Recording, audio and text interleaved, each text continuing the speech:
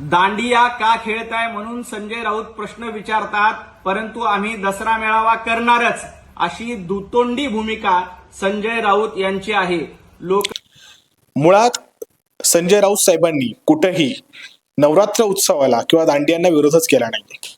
त्यांनी केवळ प्रशासकीय अधिकारी, सत्तेतील मंत्री आणि आमदार यांना जबाबदारीने वागण्याच्या सूचना केल्या. त्यांनी कुठल्याही अशा कार्यक्रमांना उपस्थिती लावू नये अशी त्यांची इच्छा आहे. कारण मराठवाड्यामध्ये ज्या पद्धतीची परिस्थिती आहे, जी भयानक परिस्थिती आहे, त्या परिस्थितीमध्ये जबाबदार व्यक्तींची मराठवाड्यातील लोकांना गरज आहे.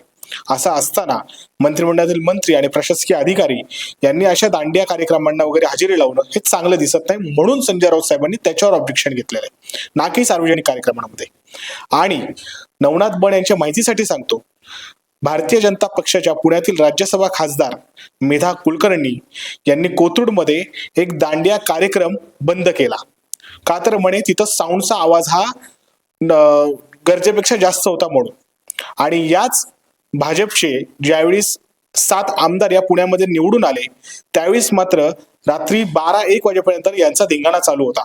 ते त्यांना चाललं, पण यांना दांडिया चालत नाही. आणि जो सार्वजनिक नवरात्र उत्सव प्रबोधनकार ठाकरे यांच्यामुळेच चालू झालाय, त्या नवरात्र उत्सवाला आमचा विरोध असण्याचं काहीही कारण नाही. पण ही जी दुटप्पी भूमिका घेण्याची सवय आहे ना, ती भाजपला आहे, ना की शिवसेनेला. एवढं नवनाथ बन यांनी लक्षात ठेवावं. जय महाराष्ट्र.